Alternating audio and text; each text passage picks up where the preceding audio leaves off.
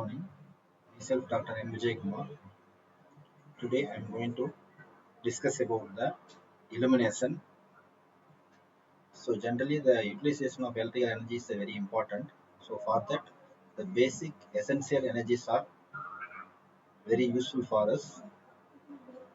In that one, the heat, light, and the mechanical. The heat is nothing but a cooking industrial process. Light is to identify the anything clearly. Then mechanical is any physical movement. Then the source of energies, natural than artificial. So generally the energy conservation is from the heat, light and mechanical. Then these three inputs are converted into electrical energy. Again this energy is converted into heat, light and mechanical. So the electrical lighting is nothing but the cleanliness, easy to control, economical, easy to handle, steady output, better reliability and suitable for almost all the purposes. So normally when we are talking about the illumination, the human sensation of the eye is very important. The human sensation is nothing but a visible range by the every human being. So normally the naturally consists of the seven colors having the different wavelength. So the average human most sensitivity of the wavelength is a 5500 degree Armstrong. So it shows the sensitivity of the human eye. The range between the 4000 to 8000. So in between, I mean the 5000 to 6000 in the within the mid range. That is a sensation of the human eye. So it is related to the luminous factor. So generally, when we are talking about the lighting system, the illumination is a very important. The illumination is nothing but a light fall on per unit surface. That is called the illumination. So the light in the form of energy from sun or lamp. So the natural light is nothing but a radiant energy, incandescent energy, then the secondary energy also sun, moon and earth. So what is incandescent? The incandescent is nothing but a heat. The heat is when we are applying the heat or generating the heat, the temperature will rise. The temperature, when we are raising the temperature, it form a red hot. That is a hot wavelength. So that is again given into the hot plus light. That is a white hot. So this is the incandescent basic. It shows the electromagnetic spectrum. The spectrum we know for the different atmosphere we are having the different spectrum. Example, radio, microwave, infrared, visible, ultraviolet, x-ray and gamma ray. So the every wavelength is represented in meters, that is different from the different atmospheric condition like buildings, humans, honeybee, pinpoint, and molecules, atoms, and atom nucleus. And also represented the frequency and the temperature range also the range of the electromagnetic spectrum. So that this is the wavelength and the color. So the wavelength is within the range is the very important. So within the range means we can easily visible the I mean the object or device without any irritation by the human eye. So this is a wavelength in meters and also the visible range also indicated here. So when we are increasing the energy, same thing the increasing the wavelength. So based on the wavelength, the light visible also change according to the applying the input. So the illumination becomes a visible, that is called the illumination. So already I explained what is the illumination. The formula for the illumination is the E is equal to flux per area. That is the unit is a lux. The terms used in the illumination is a light luminous flux. The light is a from the radiant energy from the hot body which produces the the visual sensation of the eye. That is denoted by the Q. So the expression is a lumens per hour. Lumens per hour is nothing but a watt hour. So the next one is a luminous flux. The luminous flux is nothing but a total quantity of light energy emitted per second from the luminous body. That is called the luminous flux. It is measured in a lumens. So next one is a solid angle.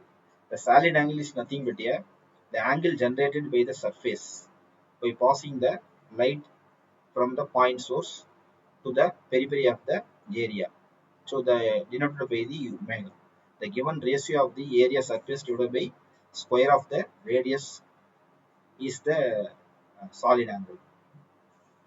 The luminous intensity is the given direction. We want to find out the direction in the illumination. So the direction of the illumination flux emitted by the source per unit solid angle. The denominator letter is a I, measured in a flux per, I mean the solid angle. Next is the lumens. The lumens is the amount of luminous flux given by out by the space represented by the 1 unit of the solid angle. So that is called the lumens. I mean the we want to find out the all the direction intensity by using this lumens we can easily identify. So candle power. The candle power is nothing but a light radiating capacity of the source by the given direction. The CP is nothing but a candle power. That is a lumens per solid angle. So is a lux. The unit of illumination is a lux. I mean the flux falling per unit surface area of the object. That is called the lux or meter candle. So glare. The glare is a very important one because the every human eye the people will control by iris when depends upon the intensity light received by the eye. If the eye is exposed to a very bright source of the light, the people eye contract automatically in order to reduce the amount of light emitted and they prevent the damage to the retina. So this effect is called the glare. I mean the MHCP, mean horizontal candle power. So it is the candle power in all direction in the horizontal plane. It containing the source of the light. Next one is a mean horizontal spherical handle power. It is also the handle power in all direction and also above or below the horizontal plane.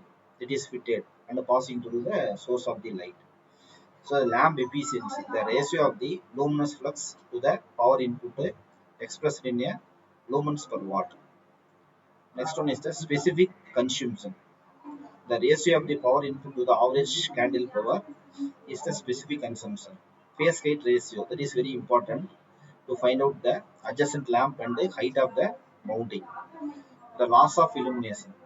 The loss of illumination, we have a inverse square law, Lambert's cosine law.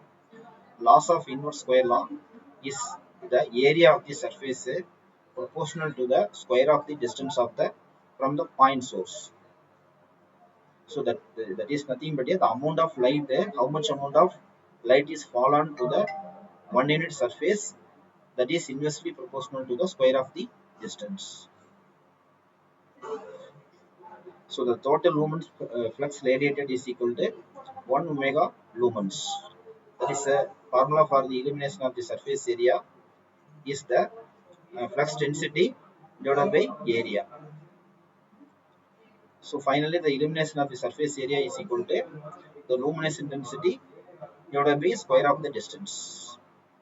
So this is the final definition for the illumination. Next one is the Lambert's cosine law. It is often illuminated surface is not normal to the all the direction of the light. So in such case, we are using to applying the cosine law to find out the area over which light spread is increased in a ratio. When we look at the diagram, S is the source of the, I mean the point source. So the AB and AC divided by AC, that is equal to 1 divided by cos theta, that is the angle. So the illumination becomes E is equal to I cos theta divided by square of the distance. So finally the illumination at the point surface is proportional to the cosine angle of the between the normal point at the direction of the all the lights. Next is the photometry. The photometry are mostly used in a inverse square law and may be classified into stationary and portable photometers. The stationary usually installed in the dark room with the dead block walls and the ceiling in order to eliminate the error due to the reflected light. The portable arc meters are direct reading instrument used to measure the illumination in house, office, commercial and industrial.